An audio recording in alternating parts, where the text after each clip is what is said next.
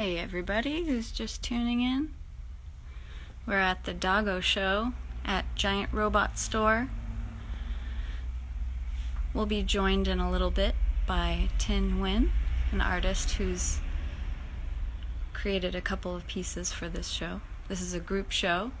You can find all the pieces at giantrobot.com. And before we get started, I wanted to show you a couple highlights. So this piece by Death P Sun just arrived, and I don't believe we have that up online yet. It literally just arrived, but if you want dibs on it, you can write to us. We'll try to get an invoice to you. Otherwise, that will be up online soon. This is Susie Garamani. These are still available. Amazing pieces. If you could see how tiny they are. They're just perfect. This one's called Swiffer, and this one's called Tennis. Alright, so I'm going to go ahead down the line here to Thinh's artwork. And here we are. Okay, let's call Thinh in here. Let's see. We just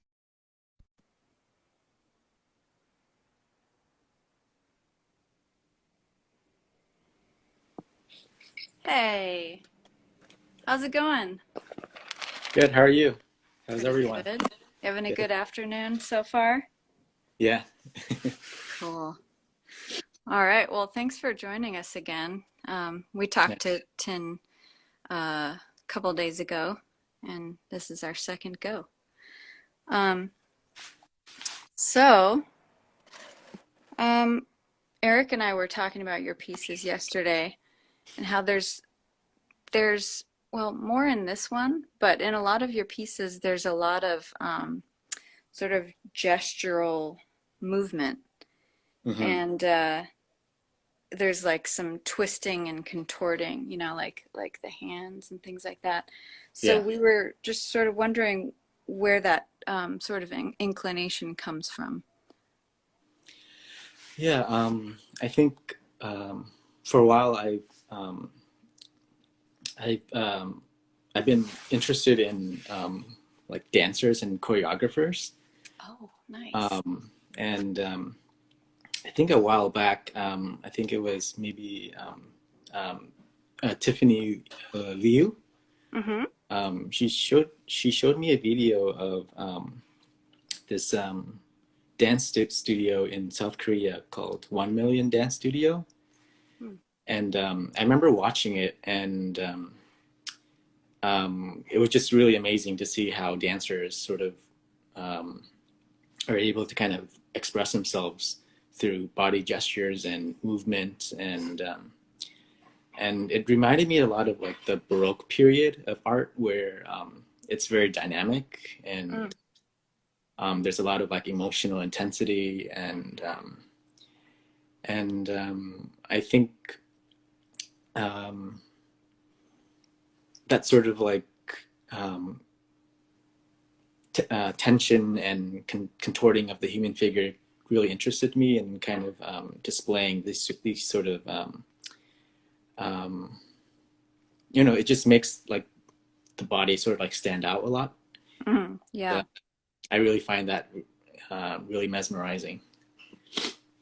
that's beautiful. I love that that it goes all the way back to classical art that way. And you hmm mentioned Tiffany Liu. Yes. He also shows with us often if viewers haven't heard of Tiffany, or hmm many of you probably know. Um, so yeah, so that's great. So another thing we were wondering is what kind of uh, what kind of things in well, I guess you already answered that question. It was kind of connected. It's okay.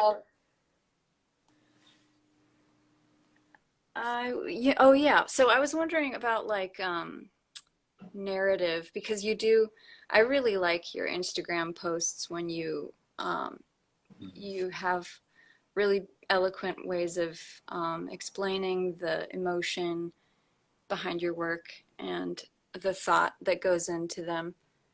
And it's just sort of like a very nice slowing down. You take your time with words. Yeah, thank you. And there's a lot of storytelling in your artwork as well. So I was wondering about writing, how that Mhm. fits into your life. Um, yeah, I think writing is one of the main things that I've done. I think ever since um, I think I started back in my senior year of high school. Um, I kind of during my junior year I failed my English class, and then during my senior year when I had a new teacher. Interestingly, she was actually, I think she majored in theater or some kind of like performance. And I remember taking her class, and then she said, um, or the gist of my understanding of what her teaching philosophy was, um, when you're writing something or making something, um, do it to express rather than impress. Hmm. And so I took that as I think being in a class where I'm not really the best test taker, and so and once I sort of like accepted, like, you know, when you're writing, just express yourself and don't worry about anything else about making it sound a certain way or appearing a certain way. Um, and then I started to write daily uh, ever since entering college, and then I done much of that throughout college, and it was a really nice way to kind of make sense of everything. Hmm. And what's interesting too is I think back then when I was writing and then also making art, and then writing, I used to have like a blog spot.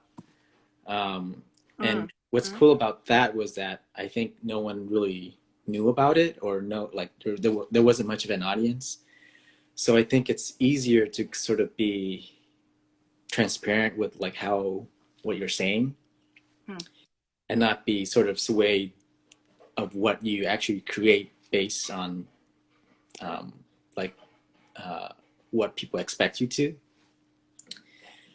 And so for me, I think I try to carry it over to, I think, on Instagram as well.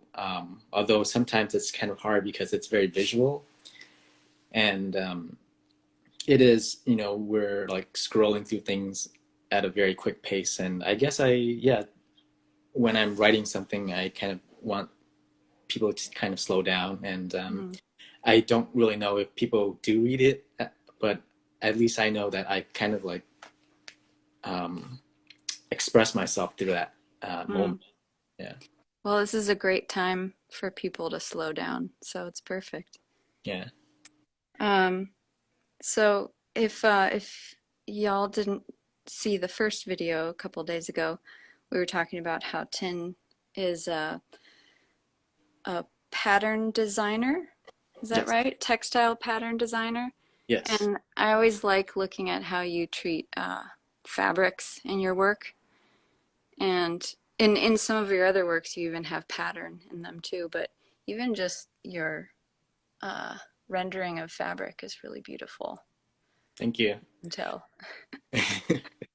Yeah, I think to kind of expand what you were saying with textiles too, I think yeah, for me, image making textiles was a way of um, I think I can still like work traditionally, and then translating that digitally, because in fabric there's a lot of like production and manufacturing things that you have to account for.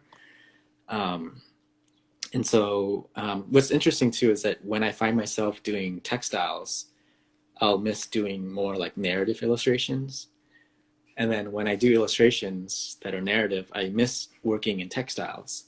Hmm. And so I'm trying to find a way to kind of bridge the gap between those two fields. Um, and um, and kind of taking more approach of more sustainability to textiles. Because I've been in this field for I think roughly 3 years, and textiles can be a very polluting thing too. Mm. And so I'm trying to figure out ways now to um, I don't know, like in the future, kind of expand on illustration and textiles again in a more sustainable way. Mm. Yeah, Yeah. that's great. I love hearing the bridge between people's different careers. Hmm. So that's great. All right. Well, I think we're set for time now. Yeah. Um, Thank you so much for meeting with us and chatting again. Yeah. Thanks so much for having me. This is Yeah. really fun. All right. Looking forward to the next show, which I heard is bird themed. So, Yeah. and Tin is definitely making a piece for that. So, all right. Well, have a good one. Alrighty. Take care, Okay. Cassia. Thank you. You too. Bye Bye bye. bye. All right, everybody. Thank you for joining. You can find everything up on giantrobot.com, and it should be under gallery shows or gallery store and giant robot exhibits. And this has been a chat with Thinh Nguyen, spelled Thinh. Nguyen is Ngyu. Off the top of my head, I can't do it when I see it. Nguyen. All right. Thanks, everybody. Have a good one.